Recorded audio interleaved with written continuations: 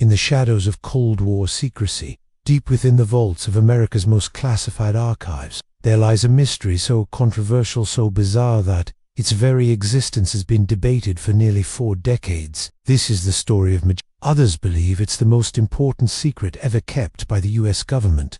But what if the truth is stranger than both? To understand Majestic, we have to go back to one of the most legendary incidents in UFO history, 1947.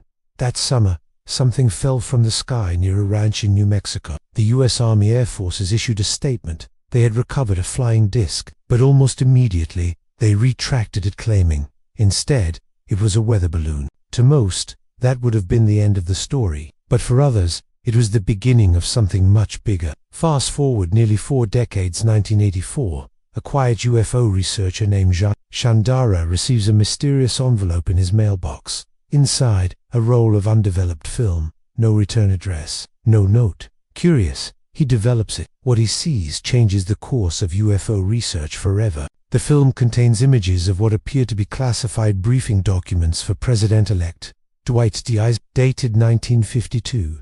They outline the existence of a top-secret group formed by President Harry Truman in 1947 in the aftermath of the Roswell crash.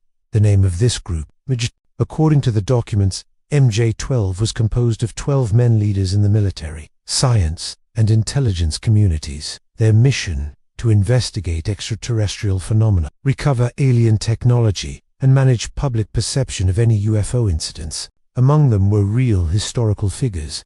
Dr. Vannevar Bush, head of the U.S. Office of Scientific Research and Development during World War II, Admiral Ross, the first director of the CIA, General Nathan Twining, who later became chairman of the Joint Chiefs of Staff.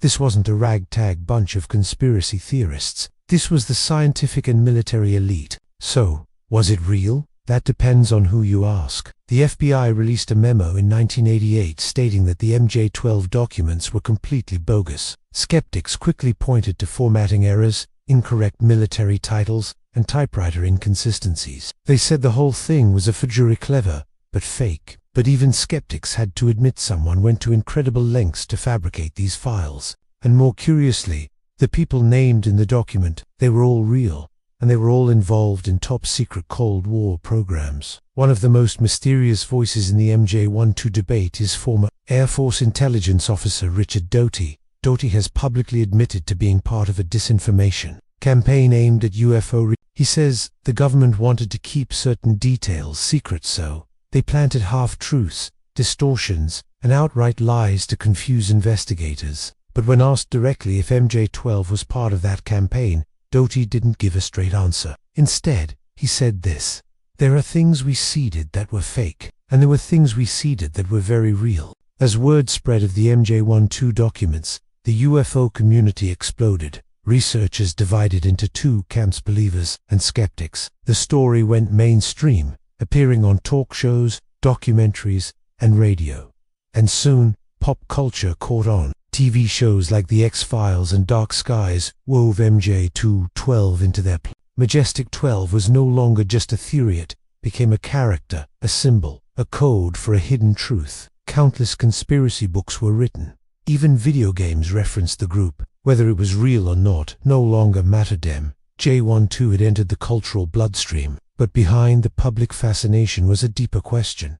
Was the government hiding something even more unbelievable? Some researchers suggest MJ-12 was not just managing UFO crashes but actual contact with extra. Others believe MJ-12 still exists today, operating under a different name, continuing to keep the truth buried beneath red tape and national security. And while no official government statement has ever confirmed MJ-12's legitimacy, documents continue to surface, some real, some fake, some ambiguous. Even Freedom of Information Act requests occasionally turn up references to Majestic, often heavily redacted, coincidence, or smoke from a long-hidden fire. To this day, MJ-12 remains one of the most debated topics in the field of UFO research. Every few years, new documents appear, sometimes mailed anonymously, sometimes discovered in archives. Each one reignites the debate, and each time, the line between fact and fiction gets harder to see. So what is the truth? Was Majestic 12 a real government task force, managing the most explosive secrets in human history? Was it an elaborate hoax?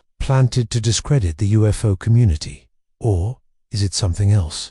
Something we're not ready to face? Maybe Majestic 12 was never about aliens at all. Maybe it was about control, of information, of perception, of truth. But then again, what is truth?